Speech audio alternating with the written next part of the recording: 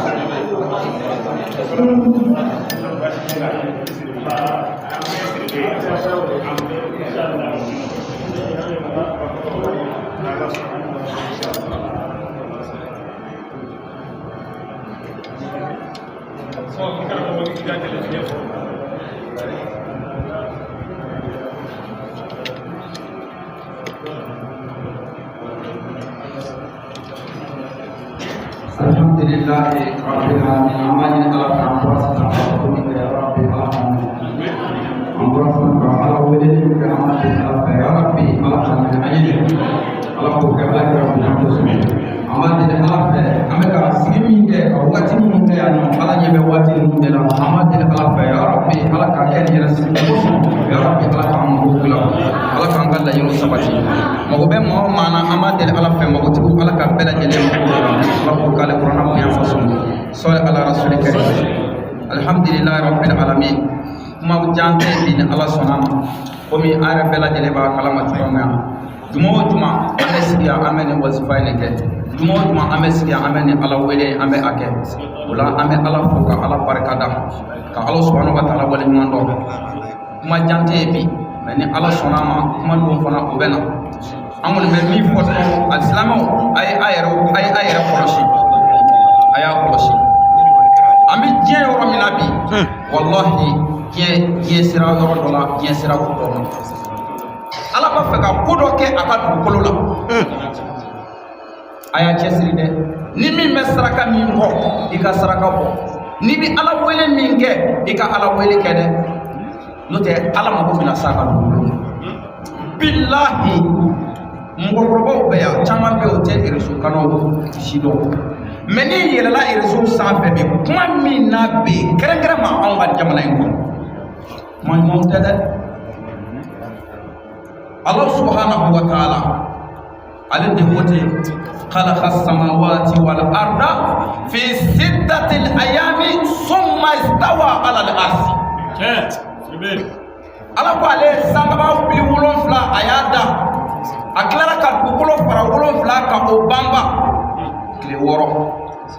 masami yo ke wallahi ala ka kumati yalla o ko son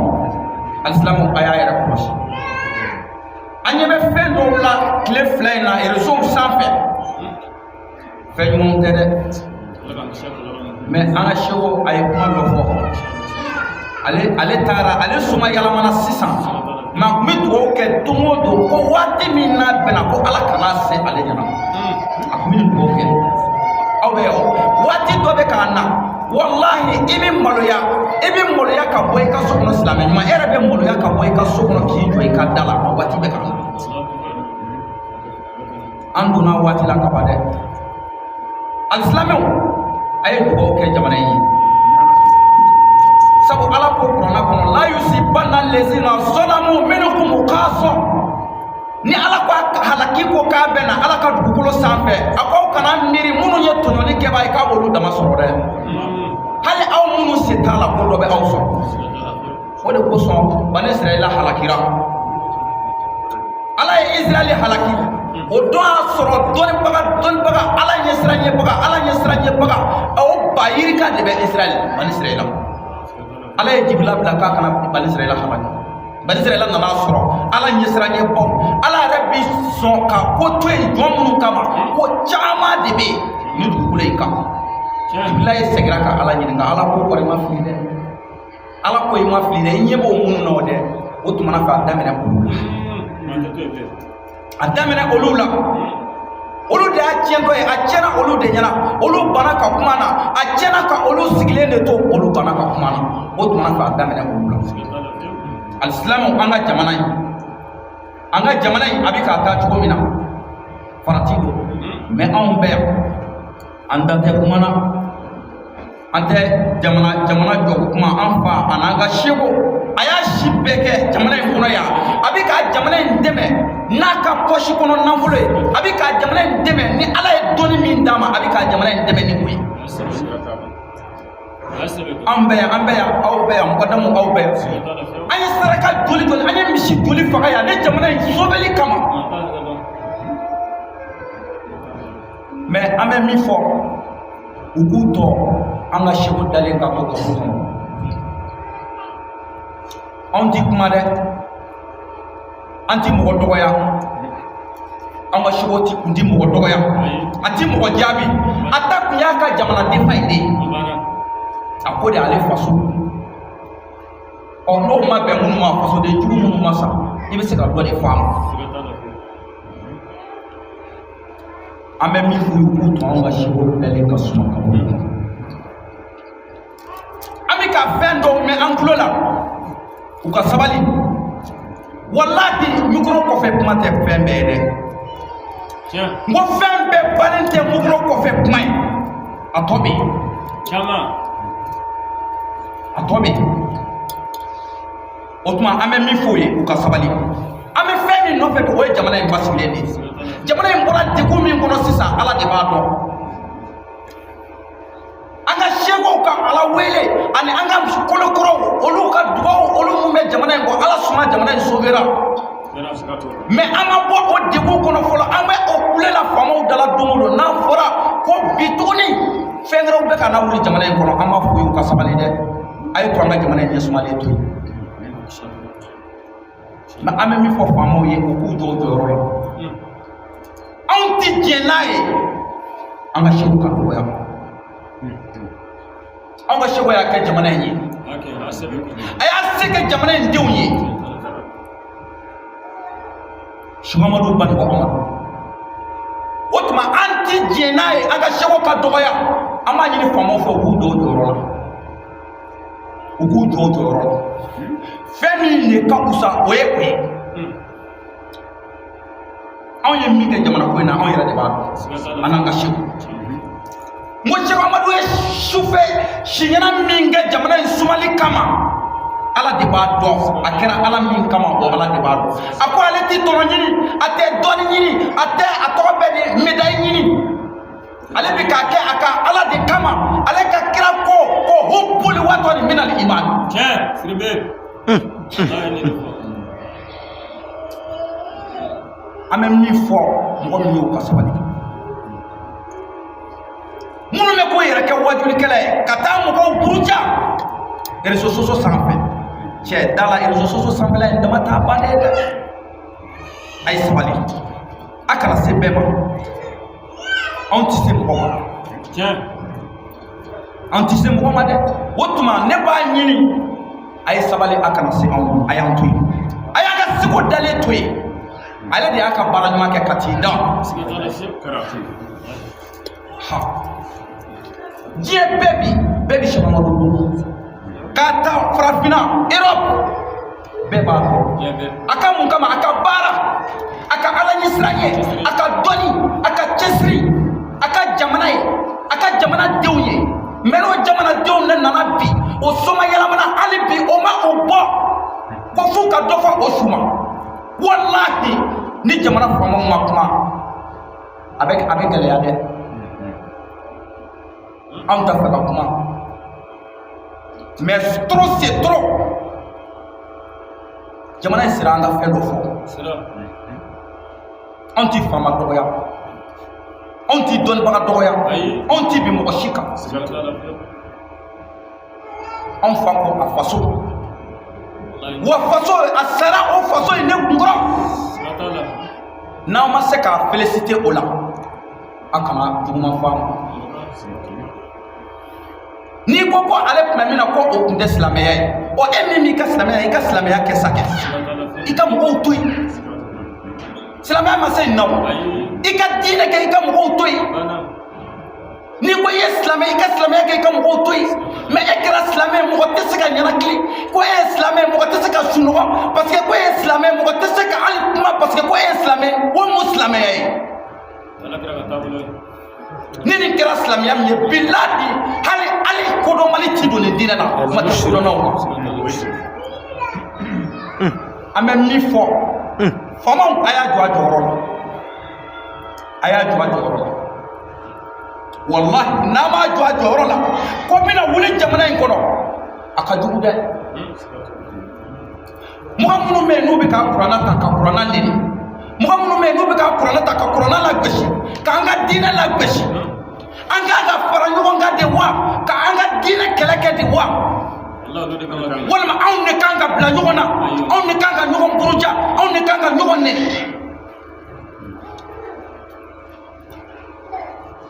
ala kira ko sallallahu alaihi wasallam silamɛ i ka tɔɔrɔ kana se silamɛ ɲɔgɔn ma kumakan i ka tɔɔrɔ kana se i silamɛ ɲɔgɔn ma waliyala i ka tɔɔrɔ kana se i silamɛ ɲɔgɔn na hali filɛli kɛcogo la anw ka diinɛ an ka kira ye nin fɔ mais aw bɛ ka mɔgɔw faw aw bɛ ka mɔgɔw faw kuruja don ko diinɛ ni ala kira kun y'a kɛ ka cɛ kelen kun ti fara o la an bɛ min fɔ ka sabali o de bɛna ko in da sira la anw tɛ se mɔgɔ ma wa an b'a ɲini u fɛ u kana s'an ma u k'an fa to yan ka da an t'a fɛ ka kuma mɛn an fa ka tuguni an b'o f'u ye wala ni ala sɔnna an bɛ o f'u ye mali diinɛ ko a taamali ɲɛfɛ dɛ n'i y'a ye mɔgɔ dɔ bɛ wuli bi jamakulu dɔ bɛ wuli bi minnu nana sisan tilegan in na k'a fɔ de ko olu bɛna mali diinɛ la gosi ni silamɛ caman ba den ni 98% musulman o mali mɔgɔ jamakuluni dɔ ka na bi kana aw ka kuranna ta k'a dɔgɔya min y'a dɔgɔya o tɛ koyi aw de don aw don aw ma bɛn aw fara la a ye ɲɔgɔn hasidiya a ye ɲɔgɔn juguya o de kosɔn ala bana aw la ala bɛ mɔgɔ wɛrɛw bɛna ka na su ka bila aw la aw jugu bɛ se aw la ala kira o de fɔ al-mu'minu lil-mu'mini kal-bunyan yasulu ba'duhum ba'dan kira ko mumini bɛ i n'a fɔ kɔgɔboloba kelen ko dɔ bɛ dɔ kolo gɛlɛya dɔ bɛ dɔ zɛn ala tilara k'a fɔ kuranna kɔnɔ wa'tasimu bihablillahi jami'an wala tafarraqu ala b'an dɔn ka tɛmɛ an yɛrɛ kan n'an fara la an tɛ min fɛ an b'o ye o dɔ de filɛ nin ye ni ne ye mali silamɛw ka ɲɔgɔn juguya ni ɲɔgɔn hasidiya résultat dɔ bɔlen ye n'o kɛra a bɛna a da cɛ k'a bila mɔgɔw ka sego kan an b'a ɲini u faw kan anw ka sego sen bɔ a la anw ka sego ni sego wɛrɛ tɛ kelen an ti sɔn tu ka k'an ka sego la sego amadu balimu amadu an ti fɛ tu ka k'a la a ye fɛn bɛɛ kɛ jamana in ye a y'a se bɛɛ kɛ jamana in ye anw t'a fɛ tu ka k'a la ni tu kɛra la ni faamaw ma kuma u b'a ye wasalamu alaikum warahmatulahi taala wa barakatuh